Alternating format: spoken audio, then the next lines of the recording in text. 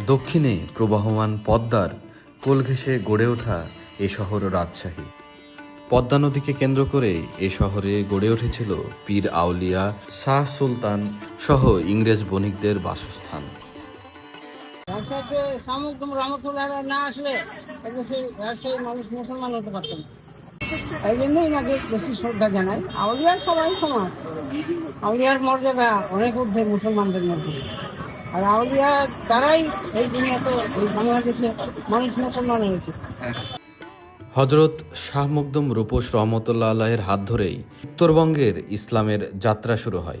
এ শহরে তারই নিদর্শন হিসাবে রয়েছে শাহ মখদুম রূপোশ রহমতুল্লাহ আলাহের মাজার। বর্তমানে এই মাজারের পুনর্নির্মাণ কাজ চলমান।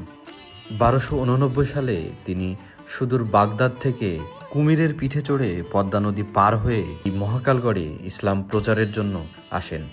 দ্বাদশ শতাব্দী এবং ত্রয়োদশ শতাব্দীতে এই মহাকালগড়ে দুই সামন্ত রাজার রাজত্ব ছিল এবং সেখানে ধীবর সম্প্রদায়ের লোক বসবাস করতেন।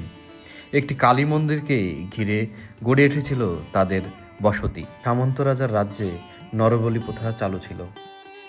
এখানে কালো পাথরের এই যূপকষ্টেই নরবলি দেওয়া হতো। কতটা নির্মম ছিল সেই সময় একবার ভেবে দেখুন। হযরত শাহ মখদুম রূপোশ রহমতুল্লাহ আলাইহি এই সামন্ত রাজাদের সাথে যুদ্ধের মধ্য দিয়ে তাদের পরাস্ত করেন এবং ইসলামের আলো রাজশাহী তথা উত্তরবঙ্গে ছড়িয়ে দেন।